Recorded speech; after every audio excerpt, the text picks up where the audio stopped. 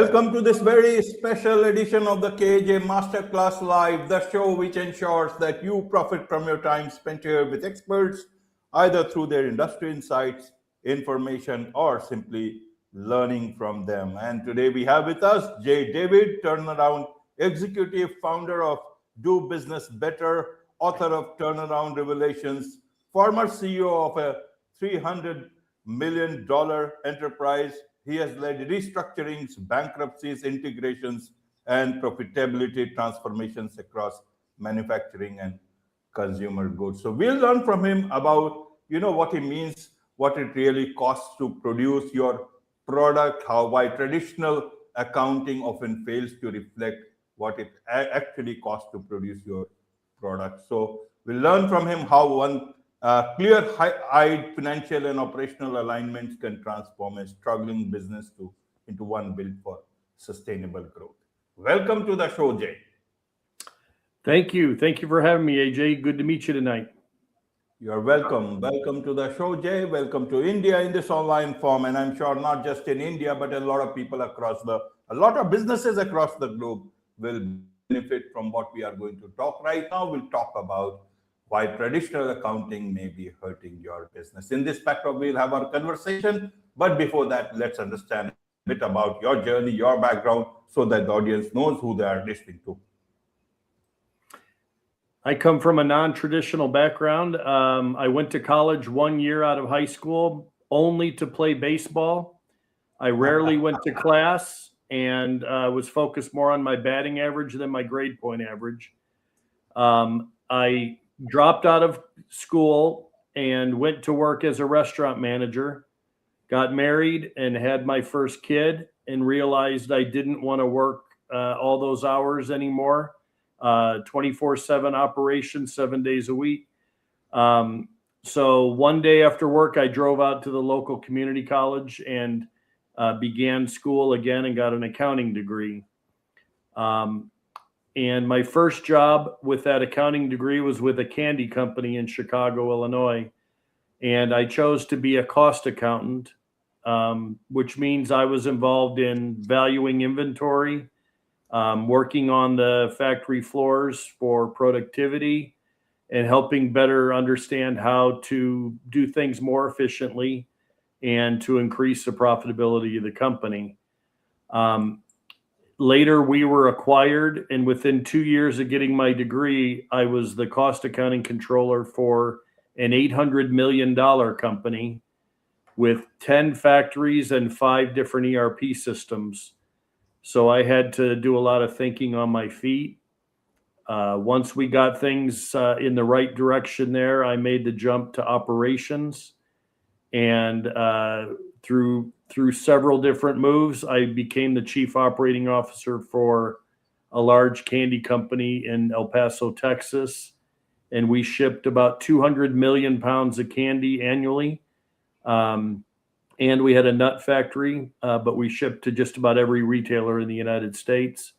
We also made Sour Patch Kids, Lifesavers candies, and other things for the big candy players. So now I've work independently with my business, Do Business Better, and I help businesses with profitable growth.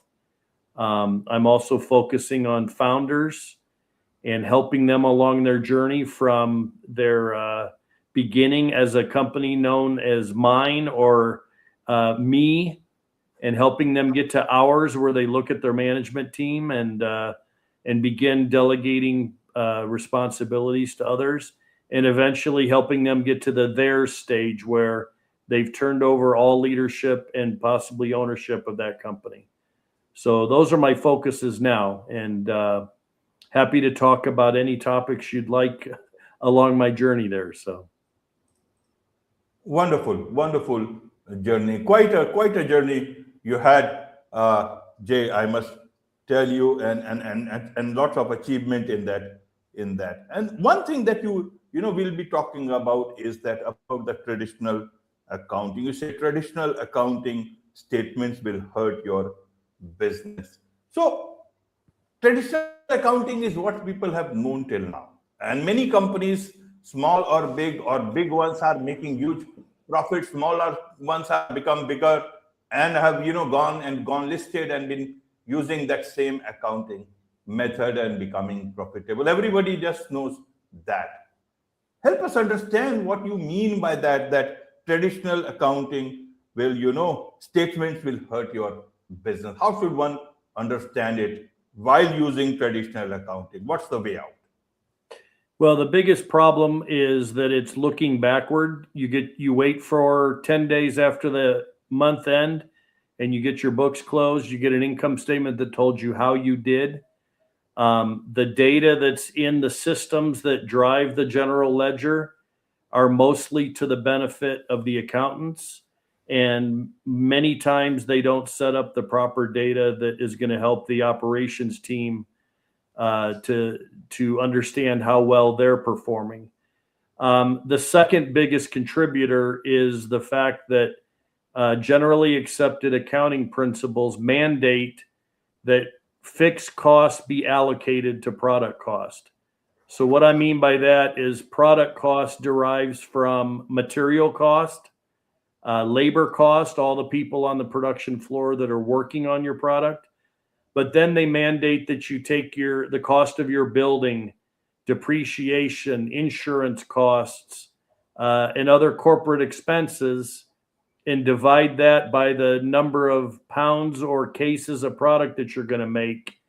And the minute you do that and you divide those fixed costs by production units, you've treated those fixed costs now as variable costs.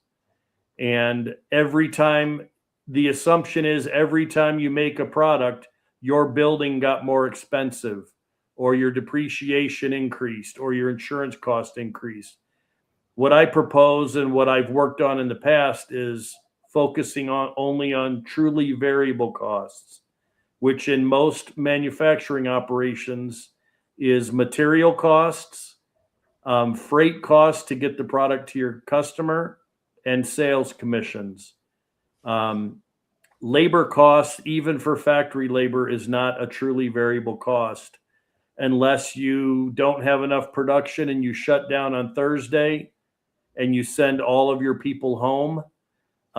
Eventually they're going to quit. So even your direct labor costs tend to be fixed. So why is that bad? That creates bad pricing decisions, because when you take a fully loaded product cost that includes fixed costs, then you try to get a margin above that, and that's your price. A lot of companies I've entered are sitting with tons of excess capacity, both in equipment and in labor.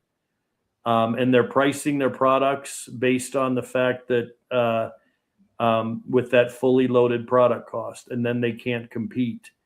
What I teach them is that you can go in at a lower price without impacting your gross margin. And as you grow your sales and grow your capacity utilization, your gross margin percentage actually increases. So those are the two biggest problems with traditional accounting and the way they want you to do it. Absolutely. So what is the message here for businesses, especially small businesses who are, trying to grow from wherever they are? Look at every decision that you make as a yes-no proposition. If I say yes to this proposition, what extra costs am I going to incur? Not from an accounting perspective, but in actual. If I say yes to this new customer, I'm going to spend costs to get my materials in. I'm probably not going to spend extra labor cost. I'm not going to spend extra on my rent and everything. So in simple terms, if the material costs are $1 and your accountant tells you that you need to sell this at $3.50 to make money, what I'm showing them is that most likely you can make money at $2.50 or $2 when you have excess capacity and you don't have to add extra people or costs to get that business. So look at everything in a capsule like that. If you say no to that new business, you have zero revenue coming in, zero incremental costs, so you're not benefiting your company. If you say yes to that business, the cost is $1 and you get $2.50 for it, you got $1.50. Most of that's going to fall to the bottom line in profit. So work in partnership with your accountants, but challenge their assumptions as well. Absolutely. And what is the message here, Jay, for the modern day accountants? Just closing the books. A lot of people brag that they can close the books in 5 days, and they come up with income statements, cash flow, and balance sheets. That's good for auditing firms. It's good for the government when it comes time to pay taxes. But accountants need to do a lot more. And that's why the disciplines of cost accounting and management accounting exist. They need to dive deeper into the numbers and get into efficiency, scrap reporting, and all sorts of other things. Spend time on the production floor and understand how costs operate, how they accumulate, and you'll make much better decisions. A perfect example, and I use this a lot, is carrying costs. A lot of times accounting will say we can't order extra materials because accounting costs will add about 8% cost to that purchase. In the short term, to buy an extra pallet of product so you have the ability to better serve your client does not cost you anything more than the price of that product. An accountant will try to impose carrying costs, but unless you're borrowing money to make that purchase, carrying costs do not exist. They are an accountant's dream item that they've made up to kind of penalize decisions. So make decisions with all knowledge and clarity before you go forward. Right. So traditional accounting, Jay, versus the facts of today's businesses. Does that mean more software into accounting systems, more AI also, now that AI is very strongly here? You don't need extra systems within an ERP system. You can, in order to close the books and to pay your taxes, you do need to allocate fixed costs into your product cost. But in a traditional ERP system, you can eliminate that allocated overhead and come up with a more variable cost structure that you can use to make decisions. And it's important that you fully set up your ERP system. A lot of the things that I've talked about in there for downtime reporting, scrap reporting, and other things, many times are skipped when it comes to full implementations because they don't necessarily benefit the accountants closing the books. But in order to support operations, it's important that you do a full implementation. Another product that's out there that I've used is called Red Zone. It's an iPad-based system that goes on the production floor, and it links directly to the equipment, and it keeps efficiency numbers. It takes user input for reasons for downtime. It's a paperless system for quality control reporting, and it gives you immediate visibility within minutes of how you're doing today. It gives you the ability to react today while you can still make an impact. But then it also gives you the ability to trend why you're having downtime, which machines are causing more trouble than others, and it allows you to focus. So accounting doesn't give you any of that information. So there are other systems out there. Red Zone is relatively inexpensive, but it does great work. Right, Jay. A lot of companies, they do take care of the product cost, but many a times we see that companies are looking at their product positioning as well as brand positioning in terms of, putting a price tag to that product. How should they understand? Because cost price might be very less, but still they go out and put, the price tag at a very, very high level. Then should we look at accounting here from that angle. And a lot of companies are, brand conscious. They are not looking at only just the production cost, but purely from a brand positioning point of view and the market positioning, market price of the cost of the product price of other competitors also. How do I calibrate as a business owner vis-a-vis just my production cost and accounting facts? Yep. So as you mentioned before, I've written the book Turnaround Revelations, and I've got a chapter in here that specifically talks about the fallacy that product cost plus desired margin equals price. Price is decided by the market. You brought it up. It's decided by your ability to sit next to a competitor on a store shelf and separate yourself either through quality or for price. If you decide that your cost structure is too high and you need a high margin, and you come forward at $5 when the market's at $4, you're not going to get on the store shelf and you're not going to sell. So you have to work the process backward. What is the price that I can sell my product for? And if that is $4, then you work backward from there and say, what is it going to cost me to produce it?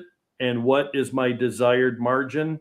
And then it's back to that yes, no proposition. At the price that I'm able to sell it at, does it make sense? Do I say, yes, I'm going to do it, or no, I'm going to walk away? So you can't lead with price without understanding what the market's ability is to pay for your product. Right, Jay. You showed your book, Turnaround Revelations. Let's talk a bit about the book itself. What have you got in this book, Turnaround Revelations? Anything on the pricing, as you said, also especially from the accounting point of view? And what is this whole book about, Turnaround Revelations? I call it a 30-plus year download of my brain. I've encountered many different companies, many different business issues, but what I've found over the years is that it all boils down to a lot of similar issues company to company. So I start out with defining success and failure and how to look at your own company to decide where you're at on that spectrum.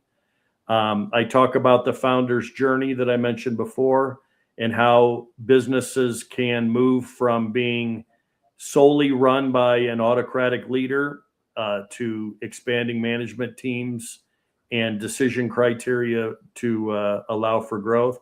But what that also does is you go on that journey, you make your business able to be sold. If you are the most valuable part of your business, the business has $0 value to the next person who wants to buy it, no matter what you're selling. So that's a big part of the book. I do have a big section on organization, and that's how to build a management team. One of my key chapters in there is called Creative Abrasion. And it talks about building a management team that productively disagrees. Any idea or plan that's put forward, I say, should be bumped and bruised along the way. And if not, you have a bunch of people nodding their heads up and down in the conference room and just saying, yes, sir, that's a good idea. That's not a good way to run the business. I do have a large section that dives deep into the numbers. So those accountants out there that want to look at a different way, there's about 5 chapters that go into product costing, how that leads to pricing, and alternative ways to look at the numbers to benefit your business. I've got a section on operations, which gets into OEE calculation and some of the problems with that. I cover engineering projects and maintenance, and then another section on inventory and purchasing, negotiating, the fact that companies benefit when their material costs go up. It actually helps their gross margin and doesn't hurt it. That sounds backward, but when you read the chapter, you start nodding your head and say, yeah, I think he's right. And then I address directly the process to turn around your business, and what the discovery process you should go through, to get there. But the point that I try to make most in that chapter is before you act, you need to do the discovery and understand what's broken. Most companies react by layoffs and cost cutting. And once they get too close to the bone, sometimes it's a fatal wound and that business is not going to make it. So figure out what's wrong and figure out what you need. In some cases, a turnaround needs an investment, and it needs those people that you were going to lay off, because in many cases, growth is the medicine for the sick patient. Absolutely, Jay. There is so much to learn about profitability, about business, about accounting, and I'm sure a lot of people, businesses would want to connect with you, learn more from you, be your client, do business better, and also learn from your book. What's the best way for them to do so? My website is www.dobusinessbetter.com. My book is on Amazon in India, and it's all around the world. I've been shocked. I've sold books, I think, already in 7 different countries. So it's out there. The audiobook is coming in about 3 weeks, so it will be released soon if that's your preferred method on how to read a book. But we are here to help, and my next focus is, again, all about the founder's journey and helping business owners progress in the professional organization and how to run the business. Wonderful. With this, it's a wrap on this very special edition of the KAJ Masterclass Live. Thank you so much indeed for joining us. Thank you. I appreciate your time. Thanks, AJ.